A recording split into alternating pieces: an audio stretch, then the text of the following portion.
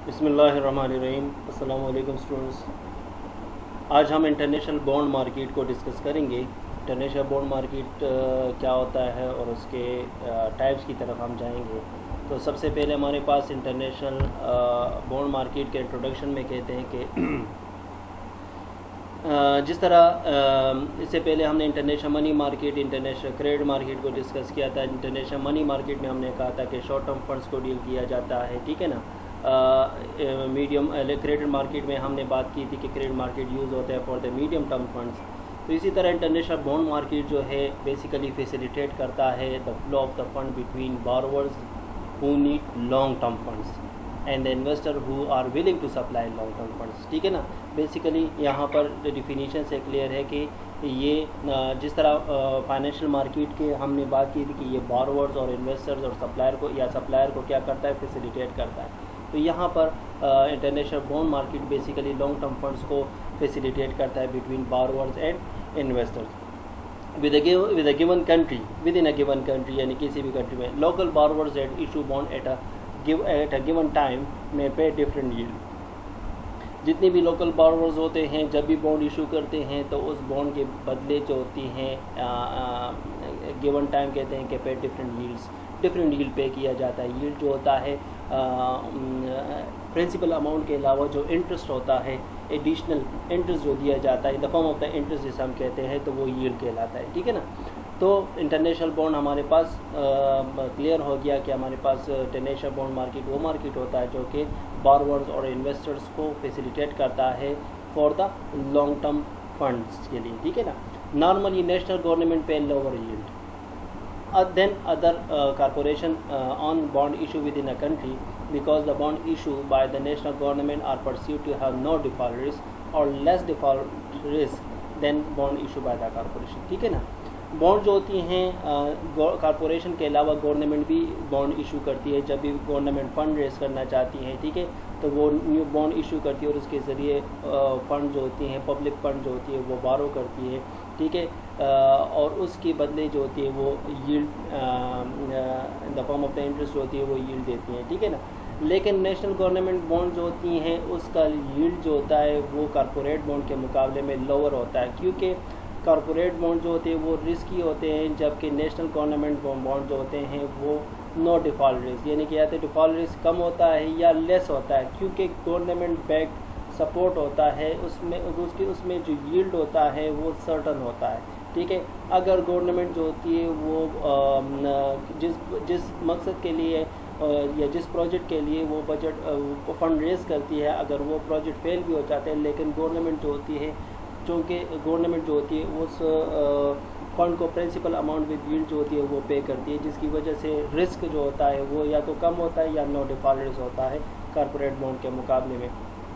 तो इस लिहाज से नेशनल गवर्नमेंट बॉन्ड जो होती हैं वो लोअर यील्ड होता है, उसकी यील्ड जो होती है, आउटपुट जो होता है, आउटकम जो होता है वो कम होता है कॉरपोरेट बॉन्ड के मुकाबले में, ठीक है। The yield at borrower must pay, ठीक है ना, या and debt investor will receive on newly issued bond varies among countries because of the difference in the demand and supply of the fund available in bond market in a given country, ठीक है। चूँकि different countries होती हैं, different countries के different financial market जो होती हैं, यानी कि डिफरेंट कंट्रीज़ में डिफरेंट फॉरेन करेंसीज होती हैं, ठीक है। और इसी तरह मुख्तलिफ कंट्रीज़ के साथ साथ उसकी जो बॉन्ड फॉरेन करेंसीज होती है वो भी डिफरेंट होती है। तो इस लिहाज से जो यील्ड बोरोवर जो यील्ड पे करता है या जो इन्वेस्टर वो रिसीव करता है, यील्ड रिसीव करता है, ठीक है, तो ये वेरीज करता है, ये फिक्स नहीं रहता बॉन्ड पर डिफरेंट, क्योंकि फिक्स इस वजह से नहीं रहता क्योंकि यहाँ पर है कह रहे कि because of the difference in the demand and supply of the fund available in bond market में, जो फंड अवेलेबल होती है मार्केट में तो उसकी या जो करेंसी डिनोमिनेट की जाती है, डिनोमिनेट होती है, तो उस करेंसी के मार्केट डिमांड एंड सप्लाई पे मार्केट फोर्स पे डिपेंड करता है, या demand and supply of the fund available जिसे हम कहते हैं, ठीक है ना। While MNCs can obtain long-term fund by long-term debts by issuing bond in their local market and they can also access long-term fund in the foreign market। चूँकि multinational corporation होती है, मल्टीनेशनल कॉरपोरेशन बिजनेस जो होता है वो spread होता है across different countries, ठीक है। साथ साथ वो अपनी होम कंट्रीज़ में भी बिज़नेस जो होता है वो पहले से इस्टेब्लिश किया होता है, तो उस तरह से वो लॉन्ग टर्म जो डेप्ट होता है वो लोकल मार्केट से भी लोकल मार्केट में भी थ्रू बॉन्ड इशू हासिल कर सकता है, और उसके साथ साथ वो फॉरेन मार्केट से भी हासिल कर सकता है, एक्सेस कर सकता है, ठीक है ना। इसके रीज़न क्या होते हैं, यहाँ पर आज रीज़न है कि reason of the international bond market, the MNCs can may choose to issue bond in the international bond market for 3 reason. इसके 3 रीज़न है कि जिसकी वजह से वो इंटरनेशनल बॉन्ड मार्केट वो चूज़ करता है। First reason, issuer recognize that they may be able to attract stronger demand by issuing their bonds in the particular foreign country rather than in their home country, ठीक है। जो इशूर होता है corporate होता है, कारपोरेशन होती है, उसको ये पता होता है कि वो अगर फॉरेन मार्केट लोकल की बजाय फॉरेन मार्केट में बॉन्ड इशू करेगा तो उससे उसको स्ट्रॉन्गर डिमांड हासिल होगी, ठीक है, और उससे जो है वो अच्छे तरीके से जो फंड है लॉन्ग टर्म फंड है हासिल कर सकेगा, ठीक है ना। Some countries have limited investor base, ठीक है ना, limited investor base, so MNCs in those countries seek financing as well, ठीक है। कि बाज़ कंट्रीज जो होती है उसमें इन्वेस्टर्स जो होते हैं वो लिमिटेड होते हैं, लेकिन फिर भी MNCs का जो होती है वो क्या करती है, फाइनेंसिंग के लिए कोशिश करती है कि उस फॉरेन कंट्री में वो अपनी फंड जो होती है वो रेज कर सके, अपनी बॉन्ड्स को इशू कर सके, ठीक है ना। सेकेंड रीज़न क्या है, second reason MNCs may prefer to finance a specific foreign project in a particular currency and therefore may attempt to obtain fund where that currency is widely used, ठीक है ना। नॉर्मली जो MNCs होती है वो finance करती है, specific foreign project में फाइनेंस करती है, ठीक है ना, और उसमें उसकी पार्टिकुलर करेंसी होती है, ठीक है ना। डिफरेंट कंट्रीज़ होती है तो उसकी हर कंट्री की अपनी पार्टिकुलर करेंसी होती है, ठीक है। तो जिस प्रोजेक्ट में वो फाइनेंस करना चाहती हैं तो उसकी पार्टिकुलर करेंसी की बेस पे जो होता है they may attend to fund where that currency is wide, तो वो उसी कंट्री से उसी फंड को हासिल करती है, फंड वहीं से हासिल करती है जहाँ पर वो करेंसी वाइडली यूज़ होती है, ठीक है ना, पाओ वो डॉलर हो, पाओ यूरो हो या अदर फॉरेन करेंसी क्यों ना। थर्ड क्या है, MNCs might attempt to finance project in a foreign currency with a lower interest rate, ठीक है ना, in order to reduce its cost of financing, although this could increase exposure to exchange rate risk। चूँकि यहाँ पर MNCs जो होती है जब फॉरेन करेंसी ऑब्टेन करती है in the form of the loan, long term loan, तो ऑटोमेटिकली जब लोन हासिल करते हैं तो उस पर वो इंटरेस्ट पे करती है, ठीक है।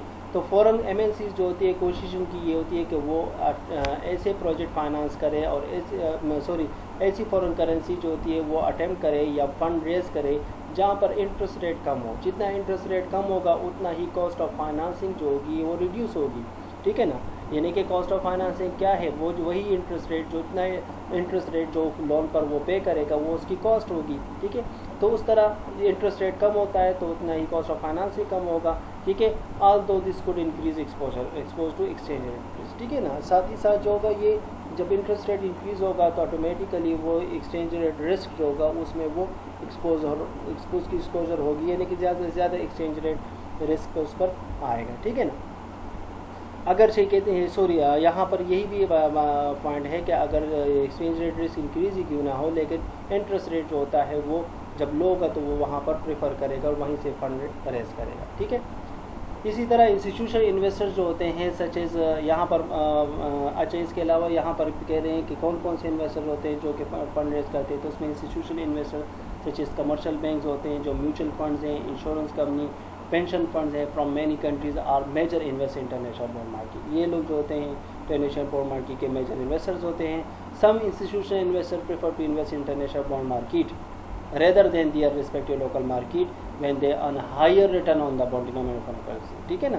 तो अगर लोकल मार्केट के मुकाबले में बॉन्ड मार्केट की जो बॉन्ड इंटरनेशनल बॉन्ड मार्केट में रिटर्न ज़्यादा होगा तो फॉरेन करेंसी में होता है, ठीक है, तो ऑटोमेटिकली इंस्टीट्यूशन इन्वेस्टर जो होती है फिर इस तरह की इंटरनेशनल बॉन्ड मार्केट को प्रेफर करते हैं, ठीक है। International bond market classified as either foreign bond और यूरो बॉन्ड, ठीक है ना। इंटरनेशनल बॉन्ड को दो फॉर्म में क्लासीफाई किया जाता है, फॉरेन बॉन्ड और यूरो बॉन्ड।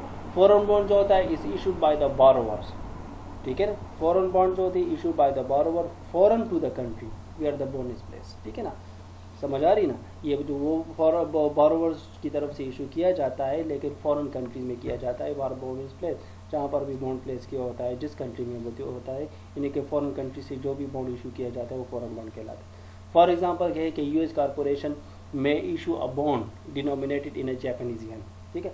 US कॉर्पोरेशन है लेकिन वो बॉन्ड इशू करता है जो कि कौन सी करेंसी में, जापानीज येन में करे, which is sold to investor in Japan. अब जापानीज येन में क्या कर रहा है, क्योंकि वो जापान में उसको इन्वेस्ट कर रहा है, ठीक है ना, उसको सोल्ड कर रहा है, ठीक है ना, जापानीज इन्वेस्टर पर उसको सोल्ड कर रहा है, तो वो जापानीज येन में वो यूएस इशू बॉन्ड जो होता है वो इशू कर रहा है। In some cases the firm में issue a variety of the bond in various countries, ठीक है ना।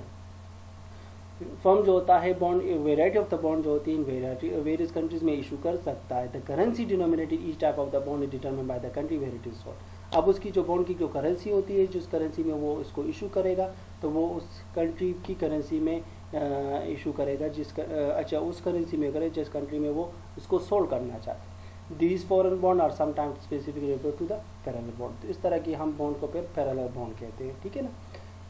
Second form international bond market में यूरो बॉन्ड है। यूरो बॉन्ड हमारे पास are bond that are sold in country rather than the country of the currency denominated, ठीक है ना। अब यहाँ पर जो है ये भी बॉन्ड होता है, ठीक है, लेकिन sold in countries other than country of the currency denominated bond, यानी कि उस कंट्री की उस करेंसी के अलावा जो होती है करेंसी में other than country of the currency denominated bond, ठीक है ना। यानी कि फॉरेन बॉन्ड के जिस तरह फॉरेन बॉन्ड जो होता है जब किसी कंट्री में इशू किया जाता है तो उसी करेंसी में उसको सोल्ड किया जाता है, लेकिन यूरो बॉन्ड जो होता है कंट्री में सोल्ड किया जाता है, लेकिन कहते हैं other than country of the currency, उस करेंसी के अलावा जब इसको इशू किया जाता है तो वो यूरो बॉन्ड बन जाता है, ठीक है। इस यूरो बॉन्ड को हम आगे इंशाल्लाह नेक्स्ट लेक्चर में एक्सप्लेन करेंगे, इसके फीचर को एक्सप्लेन करेंगे और उसका इम्पैक्ट जो होता है इंटरनेशनल बॉन्ड मार्केट पर क्या है, इसको हम इंशाल्लाह नेक्स्ट लेक्चर में डिस्कस करेंगे। शुक्रिया।